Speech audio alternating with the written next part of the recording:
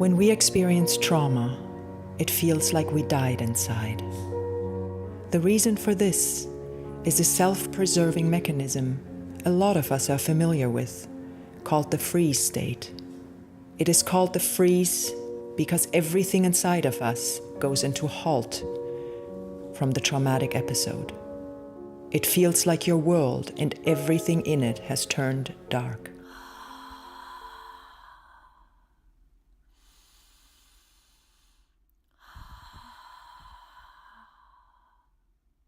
The big problem with this is that your world remains dark until we find a space safe enough to expand into healing ourselves. Because others, no matter how hard they try, will not be able to heal us. I was in a dark place at a given time frame in my life. I went really down. The trauma came up suddenly, and it was almost paralyzing. I closed so many parts of my pains throughout my life. The experience of trauma symptoms exists apart from the faculty of language. Art therapy stimulates the process of investigation and identification of conceptual language, including the cultivation of a personal narrative, in order that manifestations of trauma can be named, understood, communicated, and treated within the safety of the therapeutic alliance. For me, in this program, what stood out right away that was different than talk therapy was the sense of play. It really wasn't about talking ourselves out of the pain, but sort of trying to illustrate what that pain felt like. Hands-on, drawing, painting, clay, it was way different. I've never ever experienced something like that.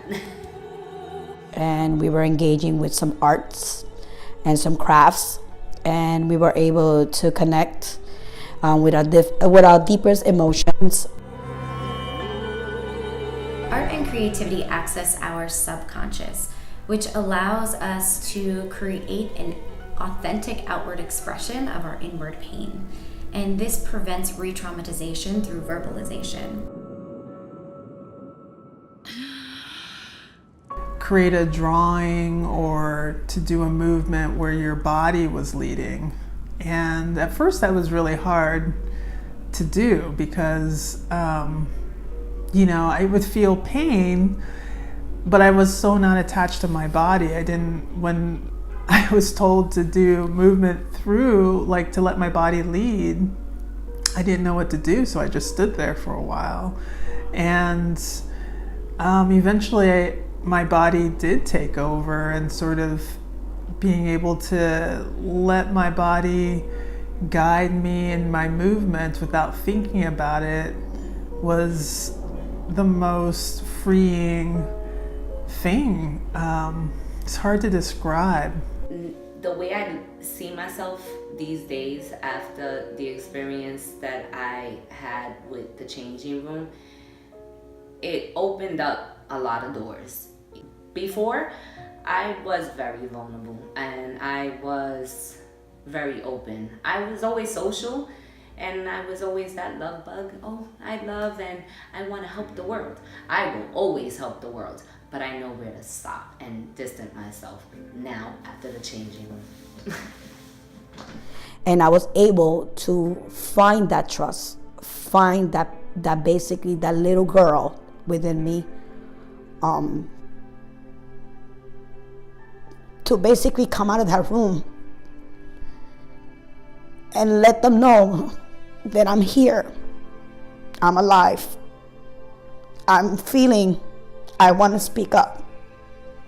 And as I opened up, I was able to just draft one of the most amazing paintings I've ever drafted in my life. And opening up wounds that I never thought I could open up wounds. And I was able to draft a room with a door and allowing myself to get out of that room. And for once, setting myself free and just running just running and never looking back. So that's what the changing room was able to do for me. It changed my life in so many ways.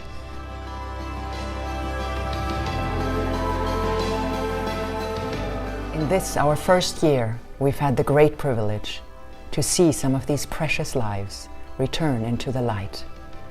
Help us now light up more and more lives.